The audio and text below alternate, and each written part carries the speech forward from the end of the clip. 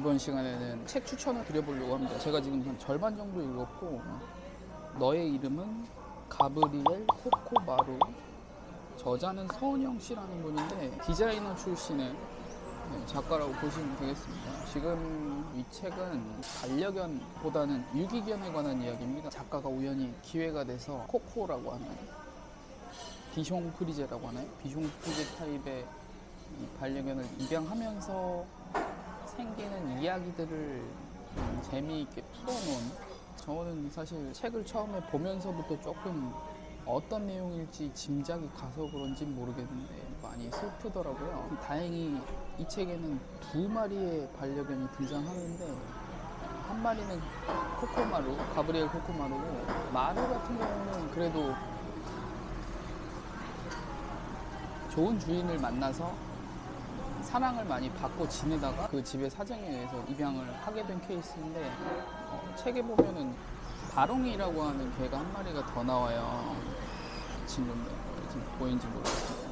바롱이라고 하는 친구가 나오는데, 이 친구는 작가 선생님이 일을 하시던 중에 찾은 공장에서 버려진 개를 입양하는 과정에서 두 번째 식구가 된 거죠. 그래서 두 마리를 처음에 마루를 키우고 지내면서 있었던 일들, 그리고 마루를 만나기 전에 반려견을 키우다가 떠나보내고 나서 힘들었던 기억들이 초반에 잠깐 나오고, 중반부터는, 초반에서 중반까지는 마루를 만나고 마루가 하는 행동이나 이로 인한 에피소드 같은 것들을 풀어놓는데, 지금 저 같은 경우는 이렇게 약간 사실의 기준에서 이렇게 설명을 드리지만, 서은영 씨 같은 경우는 굉장히 감성적으로 글을 쓰시는 것 같아요. 그러니까 반려견을 좋아하시거나 반려동물, 유기동물 입양에 관심을 가지시는 분들이 이 책을 편안하게 읽어보시면 좋을 것 같고, 개인적으로는 좀 많이 슬픕니다.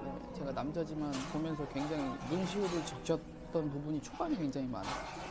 어떻게 보면 너무 뻔한 얘기일 수도 있는데 굉장히 재미있는 이야기들이 많이 담겨 있어서 여러분에게 추천하고 싶어서 오늘 너의 이름은 가브리엘 코코마루라는 책을 오늘 스타벅스에서 소개를 드리고 있습니다. 영상을 보시고 궁금하신 점이 있으면 댓글로 달아주시거나, 아니면 책을 보신 분들이 댓글로 서평을 달아주셔도 좋고요. 이번에 삿포로 여행을 다녀오면서 비행기에서 잠깐 읽었고, 그리고 어제 제가 어제 책을 읽는 펍을 다녀온 적이 있어서 거기서도 잠깐 읽었고요. 그래서 언제든 편하게 읽으실 수 있는 책이기 때문에 마음이 약간 빈약해졌다고 느끼셨을 때 이런 책들, 저도 마찬가지지만 반려동물을 키우고 있지는 않지만 이런 책들이 여러분의 마음에 큰 도움이 될 거라고 생각합니다. 사실은 반려동물을 키운다는 게 굉장히 정서적으로 안정되는 행동이거든요. 저도 예전에 어렸을 때